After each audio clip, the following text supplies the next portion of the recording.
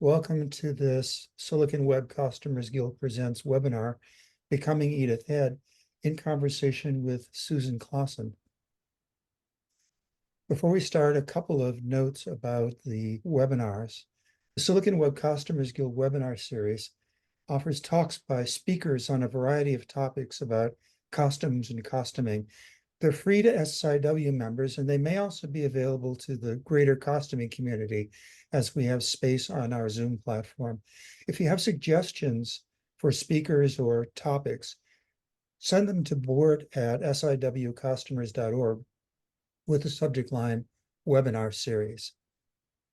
We'd like to acknowledge the International Costumers Guild Marty Gear Costuming Arts and Sciences Fund for a grant award in support of developing this webinar series, and to the International Costumers Guild for making its Zoom platform available to chapters and special interest groups. A few notes on Zoom. Please set or leave your audio and video controls on mute.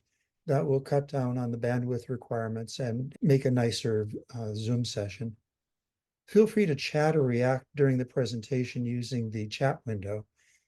There'll be a Q&A period after the presentation. If you want to ask a question, just type it into the chat window, and if you like, label it as Q&A. When the webinar is over, please complete a brief survey on your experience. We use these surveys to help improve future webinars. A note about the speaker. Susan Claassen is celebrating her 49th anniversary with the Invisible Theater in Tucson, Arizona. As managing artistic director, she's produced and directed over 500 productions. She was nominated in 2011 for the LA Stage Alliance Ovation Award and Broadway World LA Award as Best Actress for her portrayal of Edith Head in A Conversation with Edith Head. Recently, she was nominated for the San Francisco Bay Area's Theater Critics Circle 43rd Annual Excellence in Theater Awards for Best Solo Production and Best Production. Something I didn't know, but a fun fact, Susan has been a clown in the Macy's Thanksgiving Day Parade since 2001. When I asked her how she got to do something so fun, she gave me her best Edith Head expression and said, "I have connections." If you want to contact Susan and find out more about her show and where it's going to be playing, here's information. We'll make this available in the recording as well. And we'll put these also in the recording notes so that you can contact Susan or find out more about it. Edith Head was a legend in the world of costuming design, winning a record 8 Academy Awards for Best Costume Design between 1949 and 1973, a record many think will never be broken.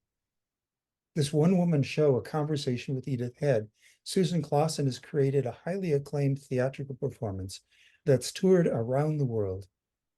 Today, she's going to be talking about the show, how she discovered her strong physical resemblance to Edith Head and realized that there was a compelling story to be told. She'll also discuss her extensive research to gain a deeper insight into the woman behind the legend, as well as her career as an actress and director. As a personal note, Kathy and I met Susan at her December 2018 performance of Conversation with Edith Head at the Pear Theater in Mountain View, California. And here's a picture of Susan in her character as Edith Head with Kathy and me. I understood that Edith actually prided herself on being able to guess the profession of people from their clothing. So I asked her, "Who am I?" And she looked me up and down and said, "College professor," which was absolutely correct. But I wasn't surprised because I was so enthralled by Susan's performance that I actually believed I was talking with Edith Head, and she actually did guess correctly. So with that, I want to introduce Susan Claassen. Thank you. Oh my gosh, it is so great to be with you. We've been thinking about this for since we first met.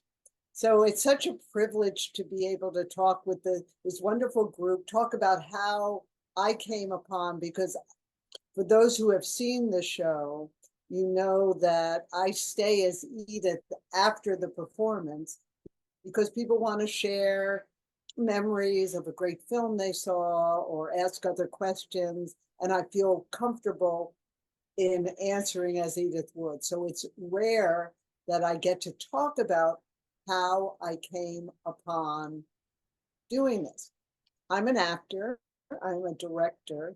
I have performed in one-person shows, from everything from Search for Signs of Intelligent Life in the Universe to becoming Dr. And it's always been a privilege. I have put shows together for other people.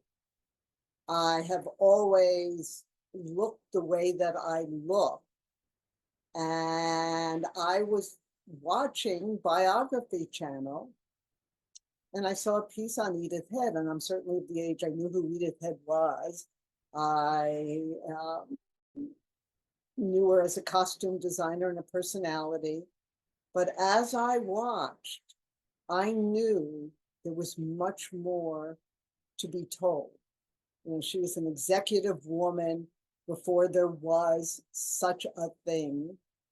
And so I watched, and I'm going to show you, this isn't the exact biography channel, but it gives you an example of how I was taken with this. And then the next steps.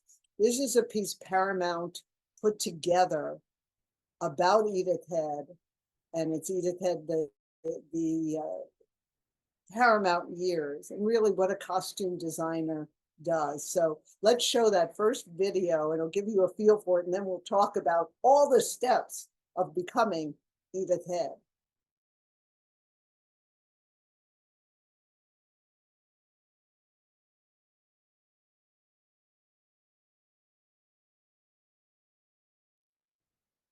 So that gives you an overview of her time at Paramount. So needless to say, when I was watching footage of this, I said, gosh, I look like her. But there was so much more in the story. It definitely was a boys' club when Edith came in. Her background was not design.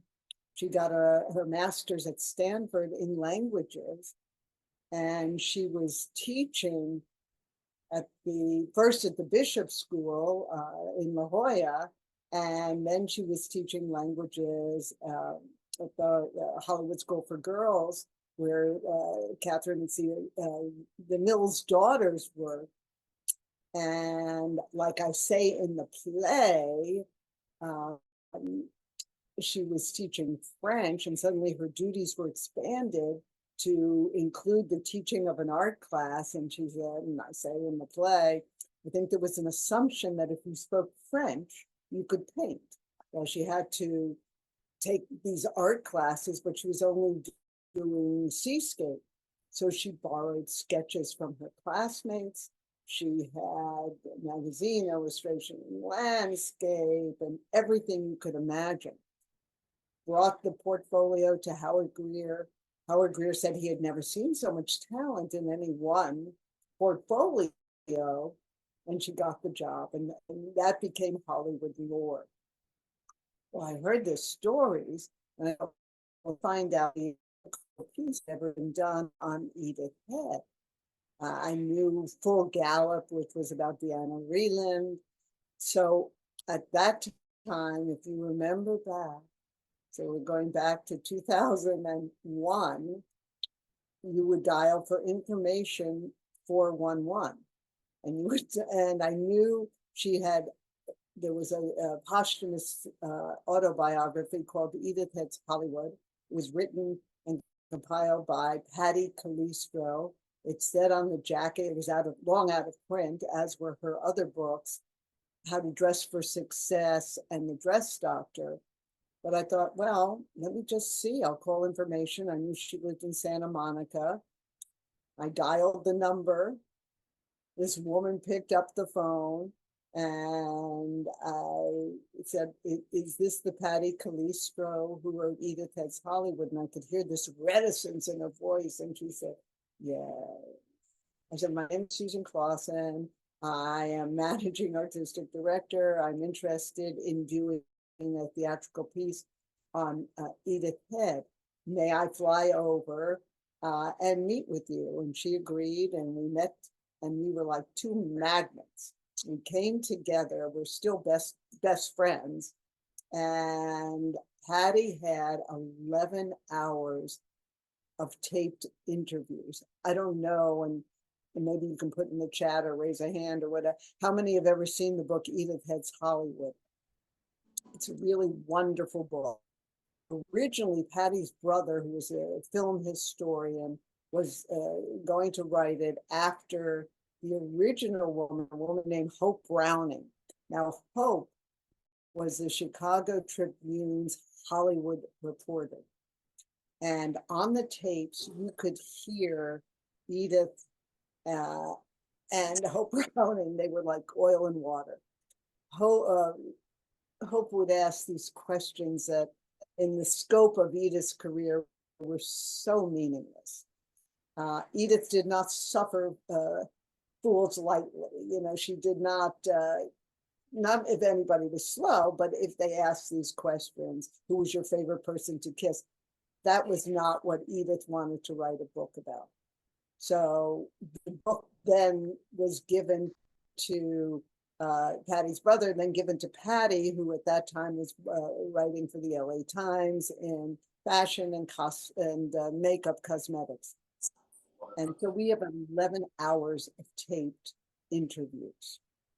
And it's amazing. It was just amazing to be able to listen to. Also, Edith left her papers to the Margaret Herrick Library. And the Margaret Herrick Library is the Academy's library. And anyone can go in to the library. It's a library. And their files. And actually in the special collections, Edith's, there's some furniture from Edith Head's home, which was up on Coldwater Canyon. And you just say what you would like to look at. And it was back, if you all can remember, back in microfiche days. It really wasn't the internet like we know it. So we'd be watching these film strips, taking notes.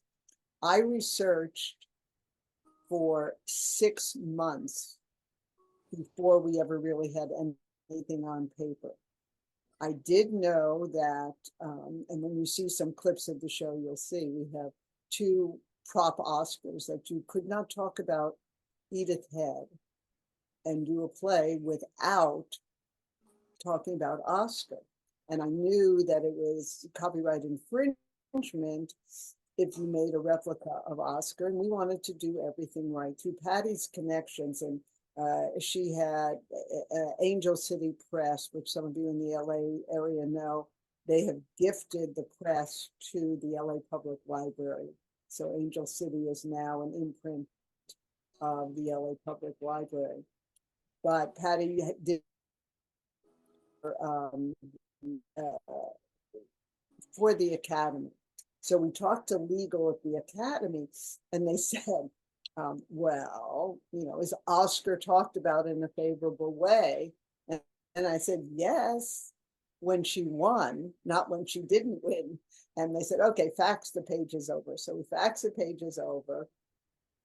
We got permission, met with legal. We got permission to be able to use Oscar, and they loaned us for two prop Oscars back in the day when it was just beginning to be, aired, when the first Oscars went on television plus. They had replica of Oscars so they could set the shots.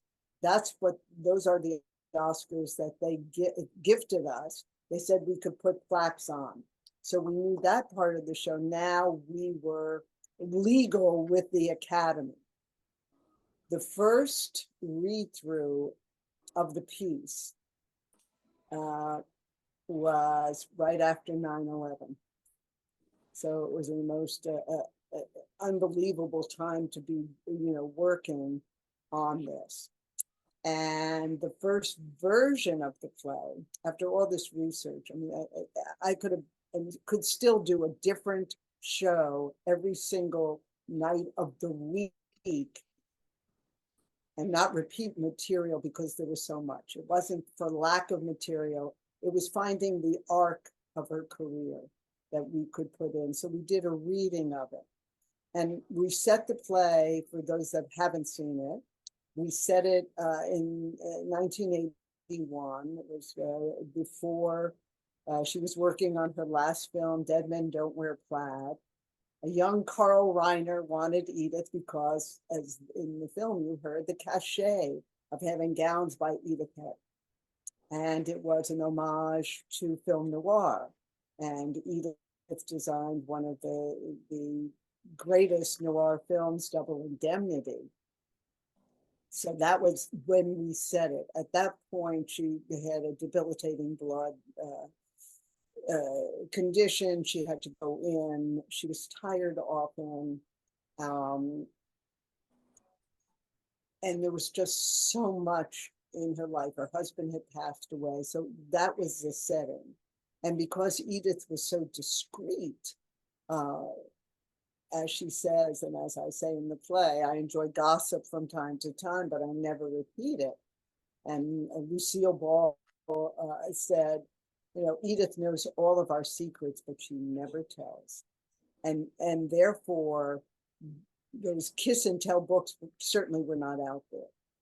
But within the scope of the piece and all the research and everything I read and everybody we interviewed, you could see under this exterior, there was a vulnerability. And we interviewed everyone from Bob Mackie. We went to his studio and he was wonderful, to Edie Wasserman. And Edie Wasserman, Lou Wasserman's wife, both blessed memories, went up to their house. And Edie and Edith were great friends. And it was because of Lou Wasserman and her friendship with Lou and Alfred Hitchcock that after Paramount did not renew her contract in 1967, that she moved over to Universal. So driving up to Edie and Lou Wasserman's home, their driveway was like a parking lot at a mall. And she knew I ran a theater. And she said, well, would you like to see the screening room? I said, oh gosh, you know, we would love to. Well, that screening room was a who's who of everyone, both in the Progressive Democratic Party, where they were both very active, but they were very, very close friends. And Edie Wasserman told a story that is really informative as far as Edith had been way ahead of her time. In 1965, Edie Wasserman was diagnosed with breast cancer. First call she made was to her husband. You don't think of Lou Wasserman, the agent, and said, you'll never work in this town again, in the head of Universal. But she said he could just cuddle me. And the second call was to Edith Head to design some things for her because she had a mastectomy. I found articles from, I think it was 1965, that Edith Head did a fashion show for women who had mastectomies. That is amazing if we go back in time. So there was this enormous wealth of material, and then it was how to put it together to tell the story. We put one version together, which we set at Universal Studios. And that was what we premiered the piece with. And we premiered it in Tucson in February 2002. And it was set, the set itself was very built in. It had her salon, it had some projections, because Edith was known when the Universal Studios tram would come by and there'd be the little 222, she would grab an Oscar or a sketch pad and go out and wave. Would say she was the biggest star they would ever see on the tour. a miracle happened, and you all will know this is miracle. At premiere, I got a call like the week before, and it was the New York Times asking if they could come. It was a cultural writer who was based in Chicago, and they came to our opening night. Fortunately, he liked it. And because Patty was familiar with the waves of the newspapers in those days when we had papers, she said, well, don't get your hearts, set. It may run, it may not. Editors are really hands-on. And then I got a call from the photo desk asking if we had high resolution photos, which we did, which were great. And then we waited, and she said, still don't get your hopes up. Then I started getting calls from my friends on the East Coast, like at 3 in the morning, going, how the heck did you ever get there? This huge picture, big article on Edith. Immediately I got a call from the Chicago Historical Society and the Costume Guild. Do you tour? So as a good actor, what do you say? Of course we tour. And then got off the phone, and it was Jim, who was our technical director, my collaborator, said, we have to make a set that we can take with us. And that was the birth of a conversation with Edith Head. It was all the same material that we had, but just told in a different way. I had worked from our time with Bob Mackie. He said, well, you look a lot like her. I said, yeah, but this is how I look. I'd like to work with a transformation. He said, okay, go to my wig maker. Because Edith had this, but these were all fake bangs, and she had a chignon, which you'll see in the clips. So went to Renata of Burbank, bless her memory. She did all of our men. She did Carol Burnett, she did Cher. Walked in there, and my head was measured in more ways than you can imagine. And it was, and still is, I still have the original wig. I take very good care of it. So the wig is in 2 parts, so the chignon is separate, and the wig is all human hair long. And Renata was great, but as those of us that work in intimate theaters, we go to the local wig shop. Rarely is a wig made for an actor in one of our shows. And I never asked what it cost. For a smart girl, I sat there and got the cost was more than I could even fathom. So, but I have taken great care. She goes back to Hollywood for, tune-ups. And that's the wig you'll see today when you see the clips of the show and those who come to any performances. So we have suits, and we've had a couple of different suits, but the costumes never changed. She didn't change, as they talked about in the film. She never wanted to upstage the stars she dressed. She never had color on her nails. I looked throughout, these are Sue's nails. She always wore clear so that if she was fitting and you would see it in the mirror, you wouldn't have her hands, if she was doing a pinning or whatever, upstage.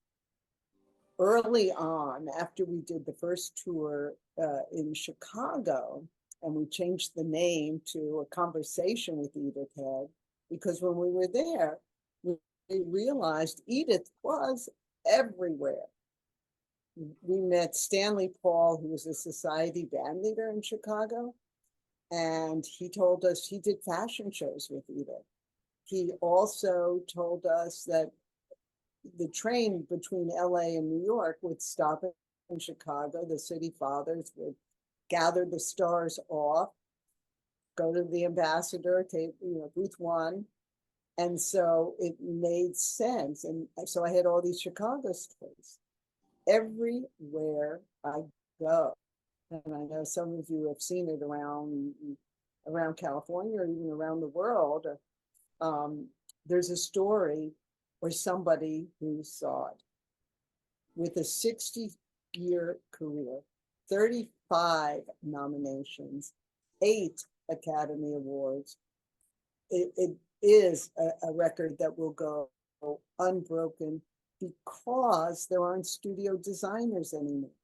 When Edith left Paramount, everything was changing. Corporations were taken over in 1967. The studio bosses were on the way out. Gulf Western came in. And as I said, because of her friendship, she maneuvered away to Universal. But in the day, she was working on 30 or 40 films a year, 30 or 40 films, if you can imagine.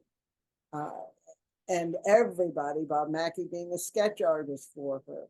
Her shop was comprised of every draper and cutter. And actually, I met a woman whose mother was a fabric painter for Edith back in the Sarong days of Dorothy L'Amour.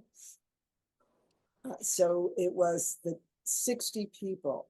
I have, and maybe some of you have seen, a friend of ours, Christian Escoven, who's a big Hollywood collector, wrote some wonderful books, the definitive book on Adrian, a lesser designer, not really, he's a marvelous designer, but he is a great collector. His family was in the business, so I've done it. He lives in Coronado, and I've done the show many times there. He gifted me with a blueprint of the renovation of Edith's office at the Paramount and her studio, which was amazing. People are so kind and they share such wonderful stories that when, and thank you, Philip, for saying that you were transported when you saw that. That is my goal, is to let people relive or be in a moment. Or with young kids, it's great because of Edna Mode doing the show for younger audiences. I have a teaching guide. It's so important for them to understand, as Edith did, that it comes from the inside out. You feel confident in yourself, and then it can be expressed. And there's a new book that's out too, Dressing Up the Stars, all about Edith for young audiences. It's great. But it might be fun now to show the clip, and then I'll talk about some of the places and some of the people who have come to see the show. So for those that haven't seen the full show, here's what we have done for our promotional video for those interested in booking the show, because we'd love to tour wherever. So Philip has the 10-minute excerpt of a conversation with Edith Head.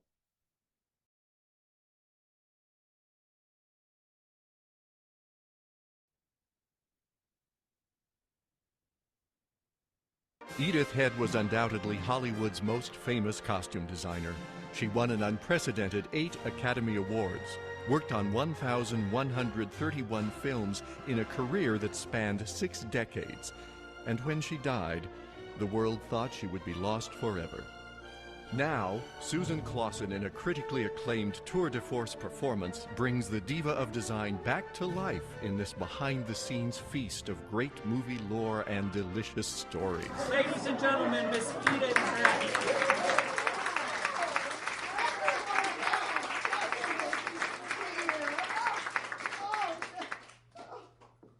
Did you forget your tie, sir? Did you know you were coming to see me? Oh, I apologize for being late, but you see, I was on a telephone call. I'm working on this film, Dead Men Don't Wear Plaid. There was a crisis on the set. And then I remembered you were waiting. Oh, I think I hung up mid-word. Fortunately, I have a very understanding director, the brilliant, what is his name? Carl Reiner. Thank you. You see, Mr. Reiner wanted me because because of a design I did for Barbara Stanwyck 40 years ago. I guess I've come full circle when I revived the exact dress I designed for Barbara in Double Indemnity and then use it in Dead Men Don't Wear Plaid on Steve Martin. I don't usually care for comedians, but in that blonde wig, he looks very funny in it. Oh, I think that Steve is the only person in Hollywood who works harder than I do. When I was at Paramount, I worked 6 days a week, 15 hours a day for 44 years. That adds up to, I was never very good at math. Let's just say I learned to do everything. And if you don't do everything in Hollywood, you are not Hollywood. People say to me, Edith, what makes you different from other designers? I tell them I'm not different. I'm just the best. I hate modesty, don't you? Anyone who says a costume designer can do whatever they please is an idiot.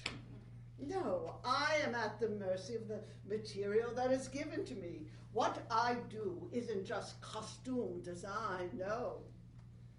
It's camouflage. It's magic. If Cinderella had had Edith Head, she would not have needed a fairy godmother. I often did the personal wardrobes of my stars. I did Mary Martin and Sophia, the Italian girl with the big Sophia Loren. I also dressed Betty Davis. Oh, when I first met Betty, I'd already been working 20 years in the business. Betty came in like a small whirlwind. There was no polite chit-chat. She was a busy woman. I was a busy woman. And we both knew it was a nice day. I considered myself to be the dress doctor, my first book. And this new medium of television allowed me to dispense my fashion prescriptions to millions of women. Guinea pigs in search of glamour.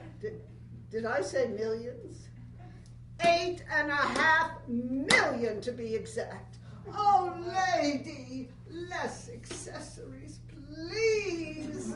Or, to tell you the truth, your hips are too big.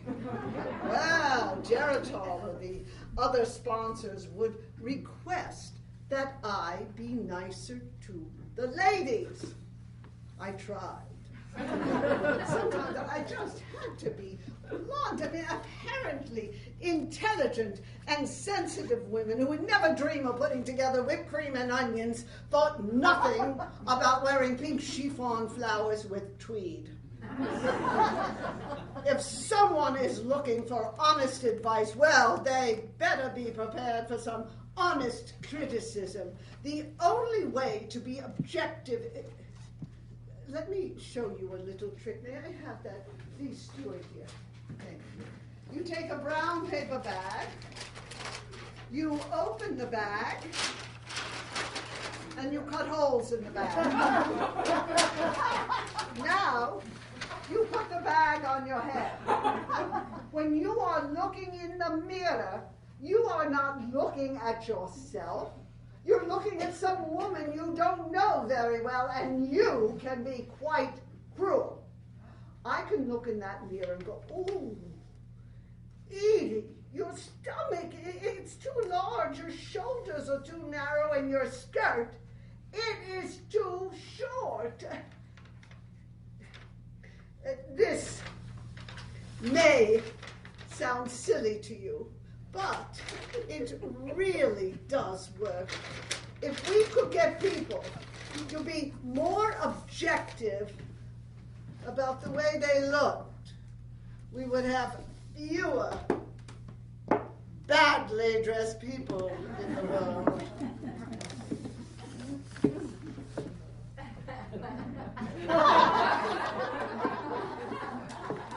Yes, so why don't you take this back? This is from one of my favorite Elizabeth Taylor films. Do you know which one? Place in the Sun. Right, you are. Oh, in that picture, I had a perfect setup. A beautiful star with a flawless teenage figure playing a girl of wealth. Now her debut gown, it had to be white and it had to be important. Dior's new look was showing very slender waists, very full skirts. Now you must understand that although we shot the film in 1949, it wasn't released until 51. I couldn't predict the subtle things that would make a costume look dated. So when you watch the film, you'll notice the clothes really had very few details. I relied on these white flowers, little white violets, to accent the bodice and make the bust appear fuller. And then I sprinkled them on this wide skirt. Latrice, there must be yards and yards of tulle in this dress. The combination of the full bust and wide skirt accentuated Elizabeth's 19-inch waist, making it appear even smaller than it was. Now I knew that the only time something goes out of fashion is if the public doesn't buy it. Well, the public bought this one. Some clothing manufacturers copied it. What do they say in the trade? They knocked it up, and it was mass produced. What is that? Knocked it off. Knocked it off. I enjoy gossip from time to time, but I never repeat it. You want more than that, read the tabloids. Everyone talks in Hollywood. One day you're friends, suddenly tomorrow you're lovers. Well, it was no different in the 30s, the 40s, or the 50s, except people kept their mouths shut. And you watch out. I will make a voodoo doll out of you, and boy, do I have pins. This was for The Sting. Have you seen the film? It's very interesting because it was the first time in the history of the Academy Awards that a Best Costume Design Oscar went to a film with no female star. I'm very proud of it. It's funny because most people associate me with dressing glamorous women, but in truth, I would rather work with men. Just imagine dressing or undressing the world's two most handsome men, Paul Newman and Robert Redford, and then getting this, never having dressed Marilyn Monroe, and never designing the uniforms for the Chicago Cubbies. And being alone. I think it was Betty Davis who said, "Old age ain't for sissies." I don't know if I will be remembered as Hollywood's most endearing costume designer, but oh, I sure as hell have been her most enduring.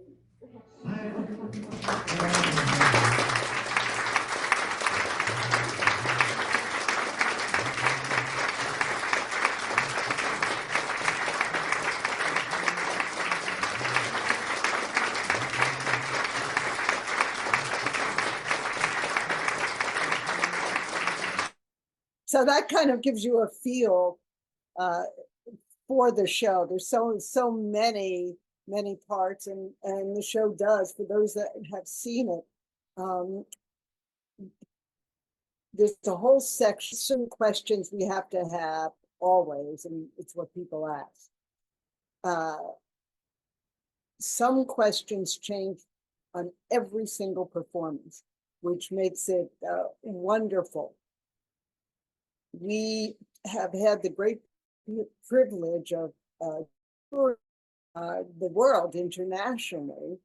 Our first international was in the Republic of Georgia in Tbilisi for an international theater festival. And I had the option of having subtitles.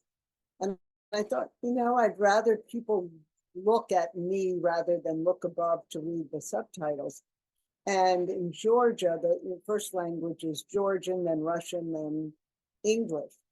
But once you see the photographs of Grace Kelly or the dressing of Elizabeth Taylor, it sort of transcends. It's so wonderful. Film has traveled all over. From that international, we went to Edinburgh, to the Fringe. And the Fringe has a time.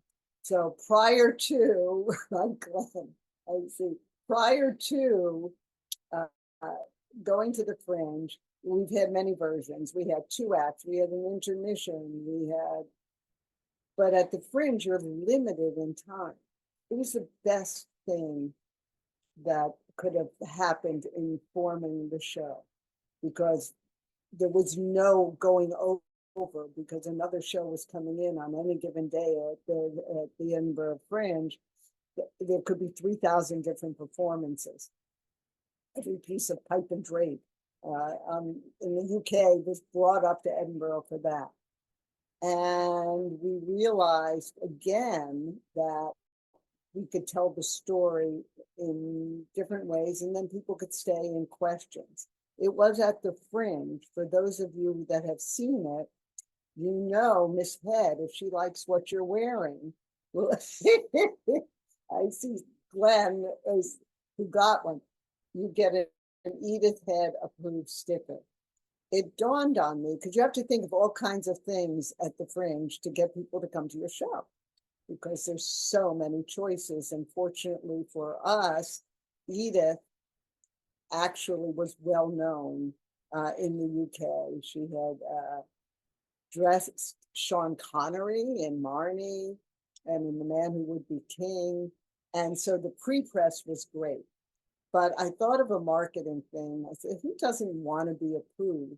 So I came up with these stickers that say Edith Head approved.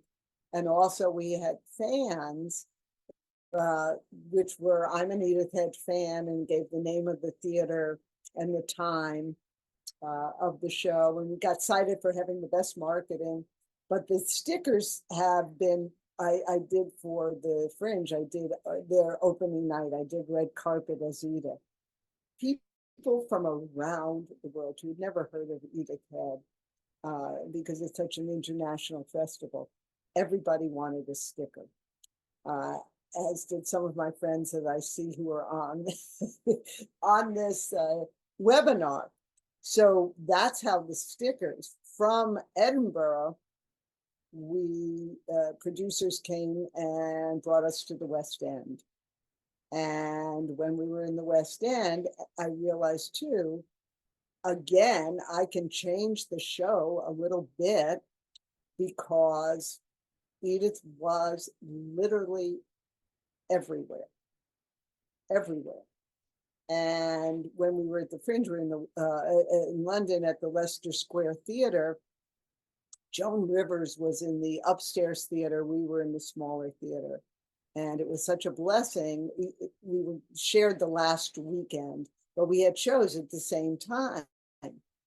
But she came down a little right after and saw the most poignant part when Edith is talking about the regrets that she might have.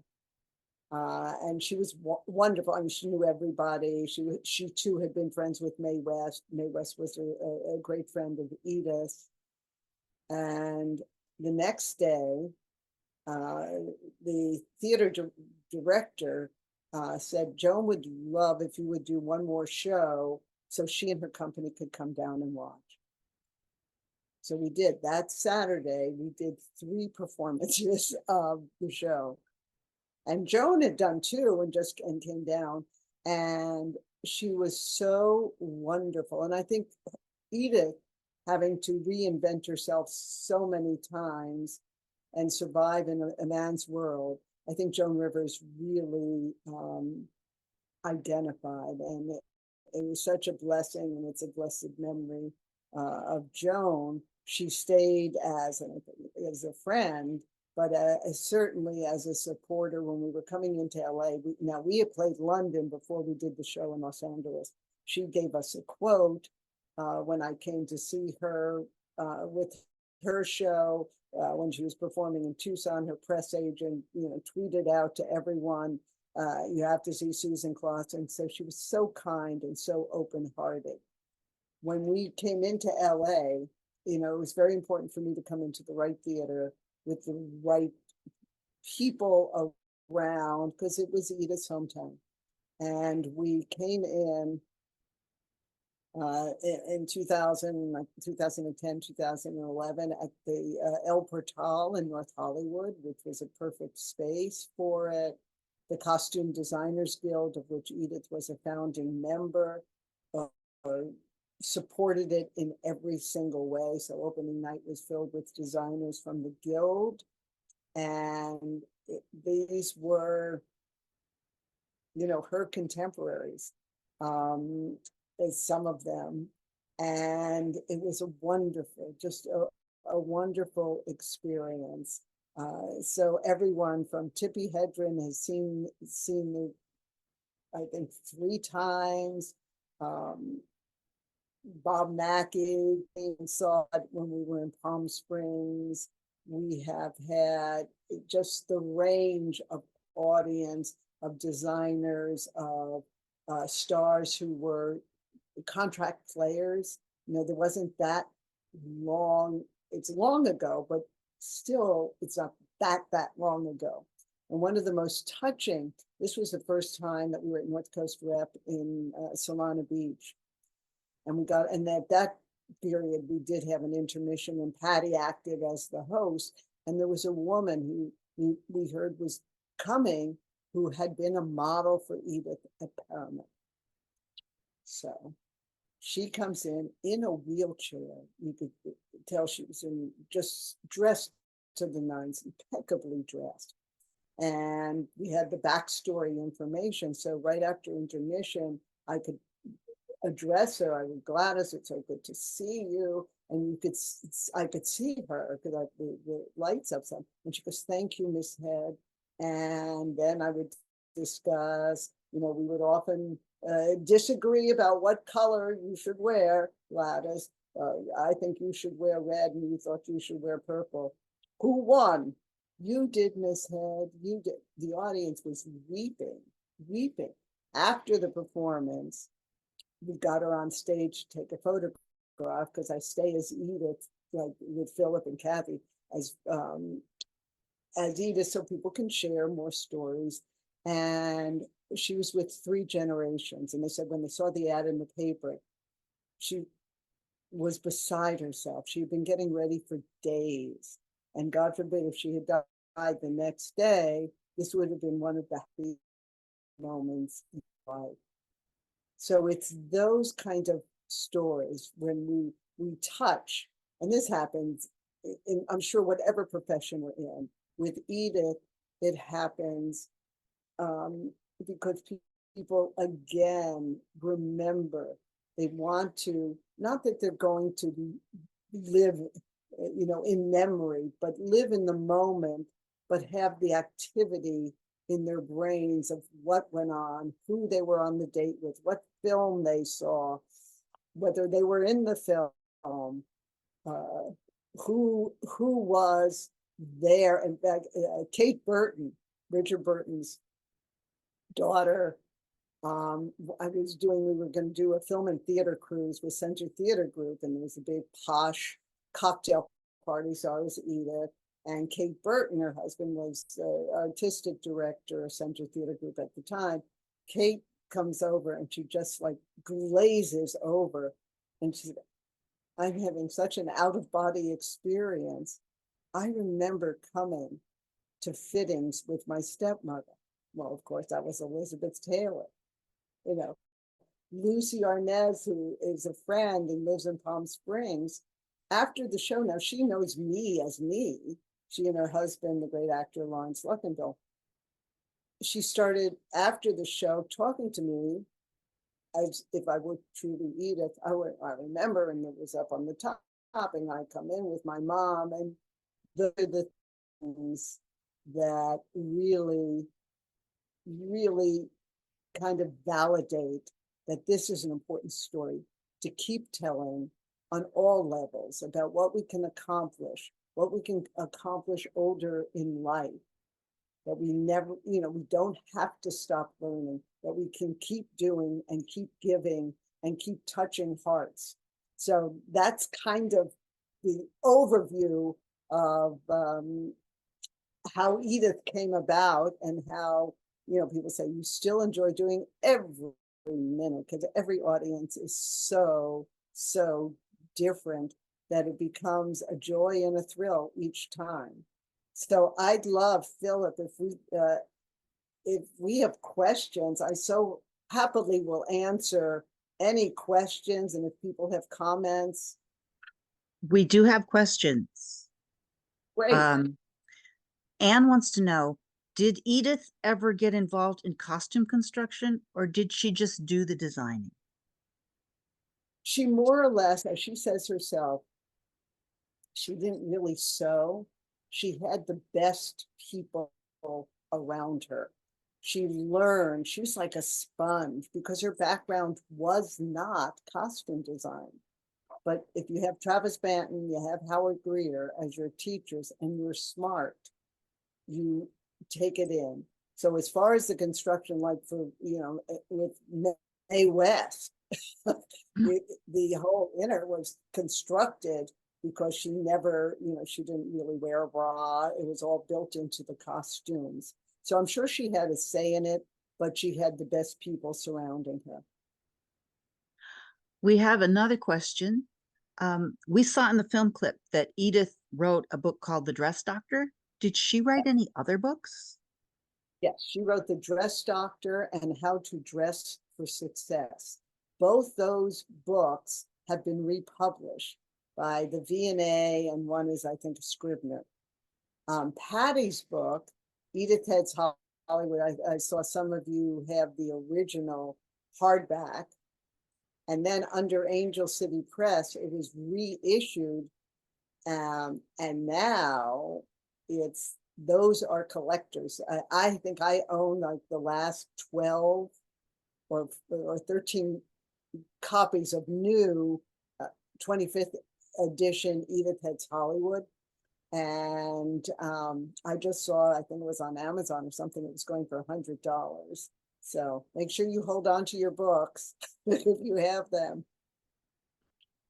So those were you can get all of them in some form or another that way. So those were the books. There's a Jay Jorgensen, who's a photographer and writer. And maybe some of you have seen the tabletop edition called Edith Head. It's a hardback cocktail table book. It's now been reissued in paperback. So that's exciting too, because they're gorgeous photos of the illustrations. The dresses you see behind me in the film clip, those are recreations. I do own 7 originals. In fact, one is there is going to be, and I know Philip will talk about this, but in June at the Oklahoma City Museum of Art, they are working with Paramount and collectors all over. It will be a huge Edith Head retrospective that will fill the museum. They are bringing me in opening week to, I'll do the performance 3 times of the full show, and then I'll work with the docents, and then I'll actually do 2 public tours as Edith, taking people around, looking at her costumes, so people are going to get backstory they wouldn't normally get when you look at that. So we've been a large one in El Paso, which was the first that I had done at the El Paso Museum of Art. And then there was Deborah Landis did the Hollywood exhibit, which toured some, originated at the V&A, and then was in Phoenix. And then and there was certainly a segment there of Edith working with Hitch, because she really worked with almost every prominent director, but Hitch was certainly, Edith designed for all the Hitchcock. Faith is asking, who was the most surprising or interesting person who approached you about Edith? who was at a performance. I Is assume that- that's what she means. She didn't specify. Okay. So at a performance, first time we found out that Tippy was coming. This was in at the El Portal in North Hollywood, and that she had a presentation she wanted to give to Edith. And they were two reproductions of sketches. Now, when Edith did the birds, you know, Tippy was a model. And originally, it was after Grace was leaving Hollywood to become a princess. And they were looking for the next Hitchcock blonde. And they saw Tippy on a commercial and arranged for her to come out for a screen test. And after Alma, his wife, the next call was again to Edith Head. And it was one of the first unusual for a screen test to be so costumed. And Marty Balsam was contacted to do the screen test with Edith. But they became great friends. So when Tippy came up on stage again, she glazed over the first time. Every other time, and I arranged, she went on the film and theater cruise, and we did, this was back when Crystal was doing cruising, and they had the vintage room dinners, and Tippy was going to be Tippy and I was going to be Edith. It went down in Crystal history as the longest dinner that they've ever had there, because there was so much to talk about. That was surprising. Also, Mike Westmore, who many of you might know. Well, I knew the story. Mike's office, Mike won the award for the mass, you know, prominent, the House of Westmore. You know, Edith worked with Wally and, you know, the whole thing at Paramount. But I found out that Mike met his wife, Marion, because Marion was a model for Edith at Universal.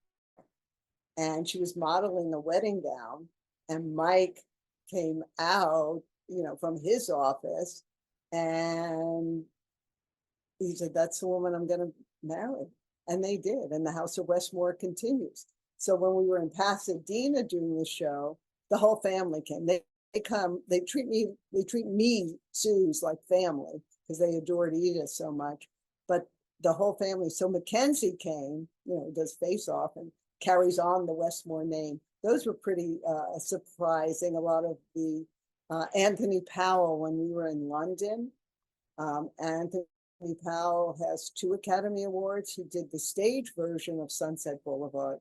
And I could see there was this adorable gentleman, you know, the biggest smile. And he, after the show, he goes, "Spot on, it was spot on." And he told me the story of that when he came over to work in Hollywood on Papillon, the film, Edith really took him under her wing and they became friends, and she introduced him around. And there was fabric that he had. It was a pinstripe that she loved. And she said, "You know, do you think I could buy some of this? I really love this fabric for a piece I'm doing." Well, P.S. that was the suit in The Sting. So he shared that story. It's so lovely when people share the stories. You know, he said, "Well, I could loan you if you need a couple more Academy Awards."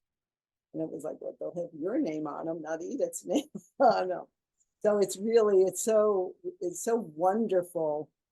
Everybody has a story, and people stay to get the photographs after. That was something we never thought was going to happen. The original demographic that we thought originally for the show would be gay and gray, you know. And then we realized when we were in Chicago and they were at that dinner, which was the, you know, very much high society dinner, that, and all the men came because their wives were on the committees. It was the men really related to Edith because she had to keep her vulnerabilities inside. She had to always be on. She picked her battles. She never walked off a set in a huff. So those are the surprising things that are always, wonderful. I have a comment before another question, but the comment is from Barbara saying, Edith Head was an incredible woman. Thank you, Susan, for honoring her life and work. Thank you, Barbara, my friend. Barbara, this is you in, because I can't see photos, but I think it's who actually helped us when we were in Solana Beach, and you're coming over. We're doing the show in Palm Springs too, for anyone. February 23rd, we're doing 2 performances, a 2 o'clock and a 6 o'clock as part of Modernism Week. We did that last year also, and that's when Bob Mackie came, which was fun because if he's in the audience, Edith loves to, it was perfect to be able to point out my good friend, Bob Mackie. Bob, when you worked for me, I always thought you showed potential. Of course, laugh, laugh, laugh, audience, because there's Bob Mackie. So that was great. And then, so that's in February. Then those who are close to Tucson will be March 7th through 10th. There'll be a lot of emphasis on the Oscars because the Oscars are on the 10th. And then that will be in Oklahoma City. And then, just contact me if in your community you would like to have a conversation with Edith Head. Another question. Has anyone ever shown up at the show in an Edith Head design? Somebody from the audience. Yes, it wasn't really a design. This was at Modernism last year. They'll dress to the nines. They'll dress in, homages to Edith. And everybody, it was funny at the El Portal, the directors there were saying, we've never had our audience so well dressed. And for those that know what Gold Star is, it's a way to promote the show, but it's also like a discount thing. And you can put comments on, and people say, oh, make sure you dress for Edith Head because she might comment on what you're wearing. So we kind of thought, we never, the bag sequence that you saw in there, that was actually transcribed. When we were putting the show together, the Academy put together a reel of any footage they had of Edith for us to view. And this was an Edward R. Murrow, person to person. If you remember that, they would go up to celebrities' houses. So they went up, and there was Edith, her husband, Bill, and perfectly posed. Well, she whips out that brown bag with 2 holes cut. You can't write that. I transcribed it because it was like so perfect. So that was like totally based on something that we had researched there. But that doesn't answer the question. That's a side. But the question again was, the question was, has anyone shown up in actual replica costumes? Thank you. So we're in Palm Springs, and there was a lovely woman I saw right, in the 3rd row or something, dressed in purple. And she came up after, and she said, and they, referred to me as Miss Head. She said, and then she said that actually when Edith died, this woman had been an assistant and worked at International House of Silks and Wools and Silk, whatever the order is. And Edith's assistant came up to her and asked her if she would like something. And she said, this hat that I'm wearing, Edith designed, and it was gifted to me upon her death, which was amazing. At that same performance, a woman, and Edith designed a whole line of patterns. And it doesn't come up unless people ask that question in the regular performance. So this woman comes up and I see she has a pattern in her hand, and she was from Canada. And she said, you know, when I was in high school, everybody had kind of foo-foo prom dresses, but I didn't want that. So my mother took one of your patterns, Miss Head, and made me my prom dress. Well, it was a pattern I had it in one of my drawers. I went and pulled out the pattern. She had only a picture of it on her phone. And I said, you mean this pattern? She started crying. I started crying, everybody around. I took the picture to send it to her mom, who must be in her 90s, in Canada. You know, so it's those kinds of very, very touching. You know, Mark Bridges came to see the show when we were in Pasadena, you know, and he was dressed very nicely, but he said, I owe so much to Edith. And you see young designers who will come to our shows who say, you know, this gives me the courage, what you had to put up with and go through and continue for 60 years. I think I can go on to set one more time and deal with that. So lots of people dress up. I haven't seen anyone in an original Edith, only because, you know, the costumes were not respected like they are now. Things like you heard in the Paramount, things were sent back to Western. They were recut. It was thanks to a man named Randall Throp at Paramount. He just put things away, and he's still the archivist there, that Paramount has a collection.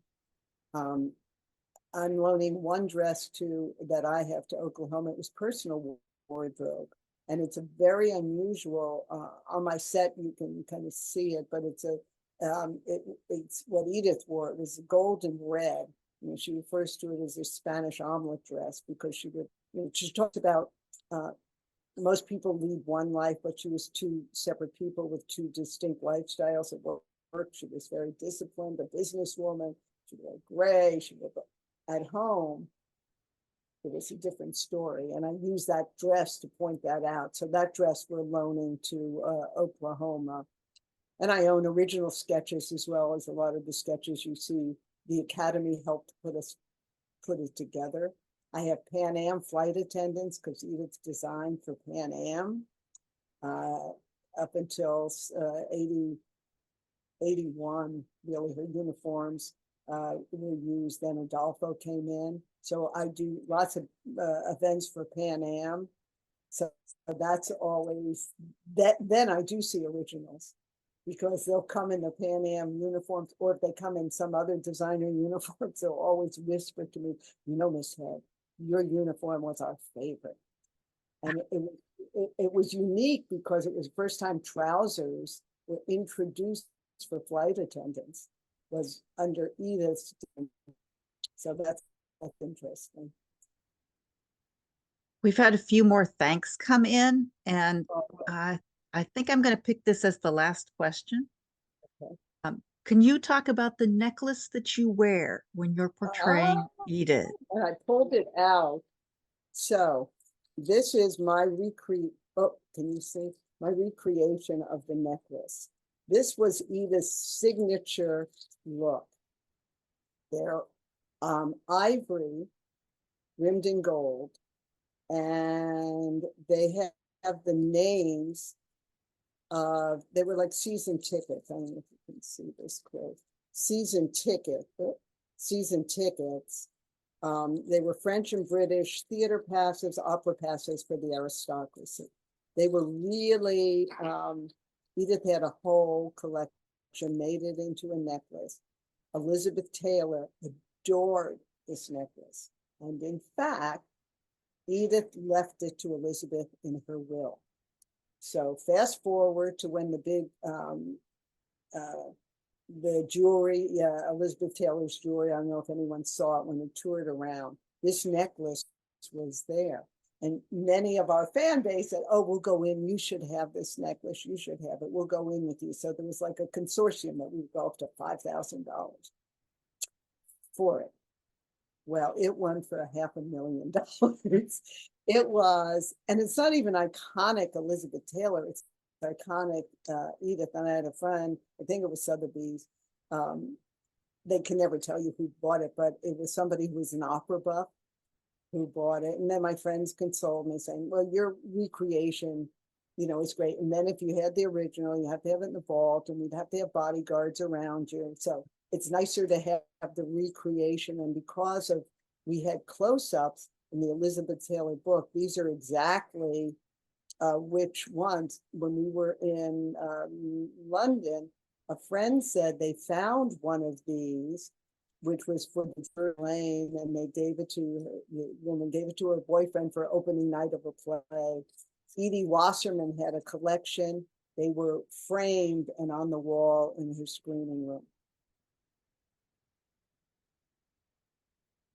So, are there others, Kathy? Or? I'm getting some more thanks for the presentation. You guys. Let's see what else I've got here. Oh, someone is asking about the replica costumes, the full size and quarter size replicas. Did they work from original design drawings or construction notes or pictures? No, well, from pictures, yes.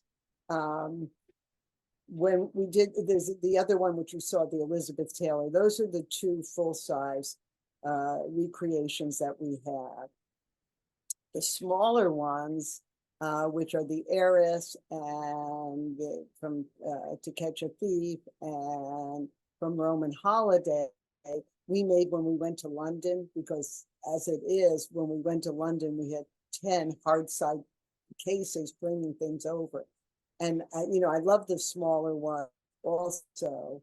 It just rounds it out.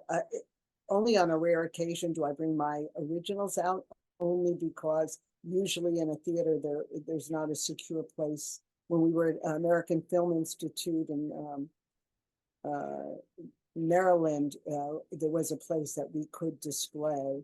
And of course, when we're in Oklahoma City, there's a whole museum that would be such fun to be out there and doing that. And they've also done it in Ohio, if anyone, at the Decorative Arts in Lancaster, Ohio. We've done several exhibits of costumes and the original sketches. Edith left everything to the Academy, except there's a big, if anybody's in Wisconsin, at Madison in '67, when she was leaving Paramount, it was the first Film and Theater Research Institute was at the University of Wisconsin in Madison. And the director just wrote to Edith, well, it was at a fortuitous time. She had no connection to Wisconsin, but she left a lot of drawings. There is a Japanese TV called Wow Wow, and they were doing a documentary. So we were in St. Louis doing the show, and they came down and filmed it. And then they had heard about, Wisconsin. So they flew us in when they were going to go down to the vault, because there was no one really still around who knew what was there. And it was January 26th, coldest day ever in Madison. And we filmed it, and it was a treasure trove, with our white gloves and going, wow, look, it's there. They're not the really iconic drawings, but there's a wealth of information. And I have more memorabilia. I have a last date book of the last 3 years of her life. She did so many animal events. She was great friends with Betty White and Doris Day, and they would do animal events. So it puts it all, it's such a privilege, I have to say, to help keep this legacy alive. And it's such a privilege to be able to share it with such wonderful people like all of you, and to be able to talk about things that I normally don't. When I'm doing the show, you find out all about, oh, thanks, Glenn, all about the history. But this way you get to find out about the effect of it that it has both on me as a performer, our audiences, and really the film and costume, and she'd be the greatest influencer there is today. She was syndicated in 35 magazines. She was on radio. She was on TV. She was featured in Bon Appetit. She was really everywhere. Who else has a stamp, a Google Doodle, an animated character? She put a face on what a costume designer does, and she was so proud of her profession that it was her privilege to go out and be able for really able to help promote all of our fields by her celebrity and people coming to see her either in the fashion shows or appearances. So do you know if you have any Northern California shows coming up, or should we all make a date to see you in Palm Springs? Well, Palm Springs would be fabulous. I don't have Northern California now, but we would love to come back. The last one the farthest north was in Sunnyvale when we did it at the Pier, but I did appearances in San Francisco, which was great for, I don't know if you know, the Academy of Friends, which is a group that raises the most money for age-related fundraising, and it was their 25th anniversary, and they brought me in, and I think I adjusted 3,000 bow ties as Edith had a little installation to make sure everybody was well dressed and well groomed. But we would love to tour more. It's so wonderful to bring this story out and to do school performances. So if you have anything, all the contact information is there. Let me know. But if you're anywhere near Oklahoma or Tucson or Palm Springs, that would be great. Those are the 3 through June of 24 that I know about. Thanks so much for this conversation that we've had with you and about Edith Head. I've really enjoyed it. And I've been looking forward to doing something like this with you ever since we first met. And I'm so happy that we're able to do it finally. So thank you very much. Thank you so much for the opportunity to be able to do this and to be with this wonderful group. Email me and I'll email you back your Edith Head approved stickers, because you all would be definitely Edith Head approved. As Edith Head, you can have anything you want in life as long as you dress for it. And you are dressed, I'm sure, as the best webinar audience I have ever had the privilege of speaking to. So thank you all so much. Thank you, Kathy and Philip. Great. I wanted to post a couple of Susan's upcoming events as well. This is off of her website, and February 23rd and March 7th through 10th, 2024. So those are the 2 that you mentioned before. And here's the other one that you mentioned. This was the Oklahoma City Museum of Art exhibition, June 22nd through September 29th of 2024. There will be a short subject in the February issue of Virtual Costumer with more details on the exhibition, and perhaps I'll even get to talk with the curator of it before then. So look for that. I'd also like to tell you about the next webinar that's coming up. It's on February 25th, 2024, Egyptomania, the impact of the discovery of ancient Egypt on popular culture.